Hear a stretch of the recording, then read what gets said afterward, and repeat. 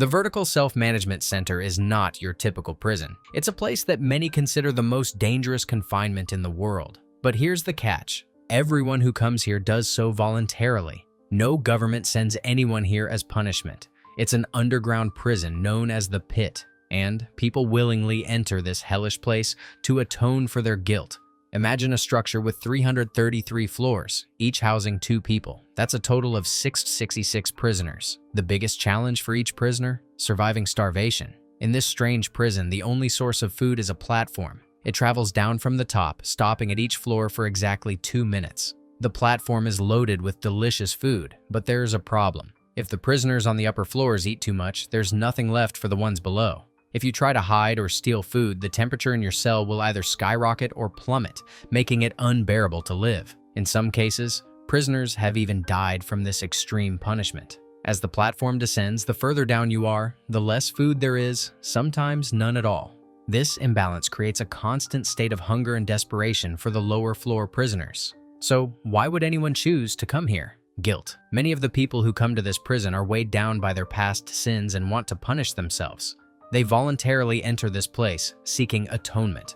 Before they enter, they fill out a form specifying how long they plan to stay. At the end of every month, a gas fills the cells, knocking everyone unconscious. During this time, the prisoners are moved to random floors. One month you might be near the top, and the next month you could find yourself all the way at the bottom. And if your cellmate dies, you'll be paired with someone new. Among the new prisoners is a woman named Param Pavan. She believes that a child's death in the outside world was her fault, and this guilt drove her to the pit. She's assigned to a cell with a man named Jamit Yan. Jamit has his own story of guilt. He once burned down his parents' house in a fit of rage. Though they survived, he has been consumed by guilt ever since. He came to this prison hoping to control his anger. Their cell is on the 24th floor, which is relatively high, meaning food should be able to reach them. But when the platform arrives, Jamit discovers that someone has already eaten his pizza, his favorite food, which he requested when he filled out the entry form. Furious, he considers stealing food from others. But the prisoners on the 23rd floor warn him not to break the rules. They tell him that if he eats more than his share, the people below won't get anything. Despite the warning, Jamit is still tempted to take more food. At this point, Param Pavan steps in and offers Jamit her cutlet to stop him from stealing from others. The people on the 23rd floor also remind them of the strict rule. They only have 2 minutes to eat, and any leftover food must stay on the platform. If they try to save food for later, the punishment will be severe. After the platform descends, the couple on the 23rd floor explains that there are 333 floors, and the food has to reach everyone. However, not everyone follows the rules. Some prisoners, called barbarics, hoard or steal food from others. As it turns out, there's a man on the 21st floor who was once imprisoned far below, where food was scarce. Now that he's higher up, he no longer cares about those beneath him. He steals food, thinking, if I had to suffer before, why should I care about others now? This selfish behavior creates chaos among the prisoners. One day, the man from the 23rd floor confronts the thief on the 21st floor, leading to a fight.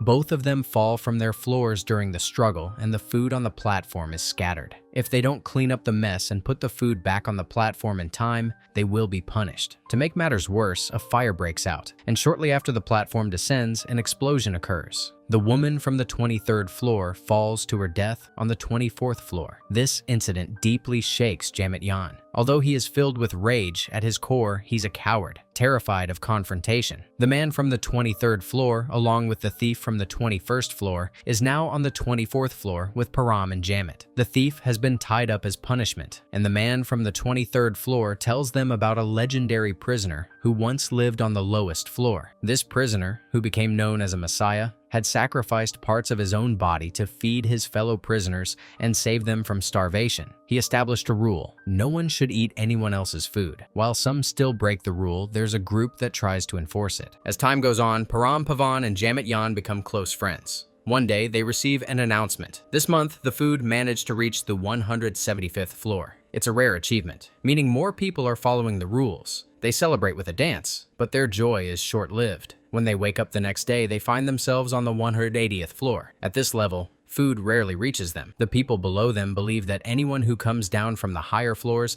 has eaten plenty, so they don't deserve food anymore. Param and Jamit find themselves starving, and as the days pass, Jamit's health begins to deteriorate. One day, he confides in Param, asking her to tell his children that he loved them if he doesn't survive. Eventually, he dies from starvation and the other prisoners are relieved. There's one less person to share the food with. Time passes, and Param Pavan mourns the loss of her friend. A month later, her floor is changed again, and she is moved to the 51st floor, where her new cellmate is a woman with one hand. Her new cellmate tells Param that she's been in the prison for 6 months. Her hand was cut off by some of the brutal prisoners who live in the lower levels. These violent prisoners, led by a man named Dagon Bobby, terrorize others. Param's new cellmate warns her that it's nearly impossible to escape this place alive. However, the cellmate has a plan. On the last day of the month, when everyone is knocked unconscious and moved to different floors, they could escape. But to avoid being put to sleep by the gas, they'll need a special item, which they'll have to retrieve from the lower floors. Param is determined to fight back against Dagon Bobby and his gang. Param's new cellmate also shares a chilling story about Dagon Bobby. He's infamous for surviving on the lowest floor by sacrificing parts of his own body. However, Param's resolved to fight back. She decides that she won't just survive in this place, she will confront Dagon Bobby and his men. In preparation, Param and her cellmate hatch a plan. They know that on the last day of the month, the gas will knock out everyone,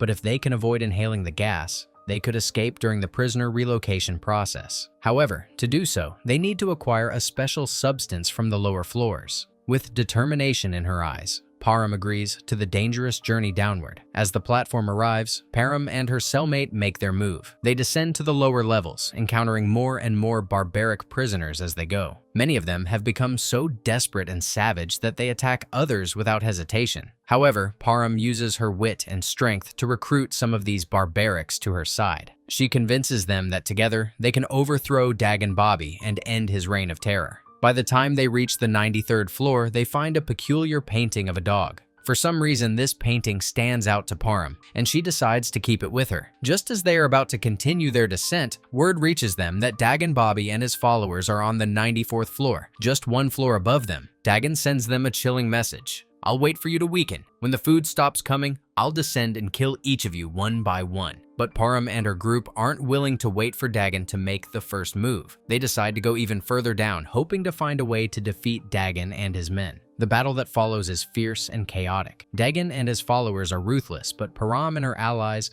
are driven by a deep sense of justice and revenge. Eventually, Dagon is mortally wounded in the fight. Lying on the ground, he looks up at Param with cold eyes and tells her to end it. Without hesitation, Param throws him off the platform, sending him plunging into the abyss below. With Dagon's death, the grip of terror he held over the prisoners is broken.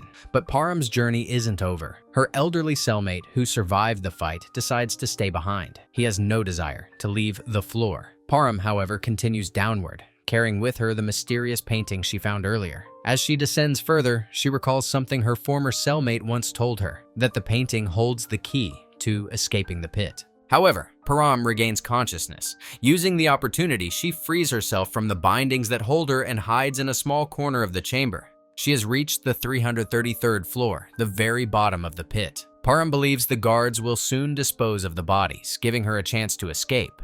But instead of being taken outside, she realizes the bodies are brought to the lowest level. This floor is unlike any other she's seen before. The atmosphere is strange, and the gravity feels off. As she navigates the eerie environment, she notices something even more disturbing. The guards bring with them a child, a small, innocent-looking boy. It's all part of their trap. They want to see if anyone has made it this far and if that person's humanity remains intact. If they save the child, they pass the test. If not, they fail. Param, already haunted by the memory of a child's death outside, refuses to let another innocent life be lost. She decides to save the boy, but in doing so, she's forced into a dangerous situation. The gravity of the 333rd floor pulls her toward the walls, and as she tries to protect the child, her head slams into the concrete. Dazed and in pain, she sees strange figures approaching her. One of these figures has the face of her former cellmate, Jamit Yan. She wonders if they are ghosts, perhaps the souls of the people who have died in the pit. As the figures close in, Param struggles to maintain consciousness, but she holds on to the child, determined to save him. The story of the pit is not just about survival, it's a reflection of human nature. It shows us how people behave when resources are scarce, when food is limited, and when desperation sets in. It reveals the lengths to which people will go to save themselves, even at the expense of others. But it also shows the power of guilt, redemption, and sacrifice. What do you think? Would you have made the same choices as Param? Could you survive in a place like the pit? Let us know your thoughts in the comments below. We hope you found this story as thought-provoking as we did.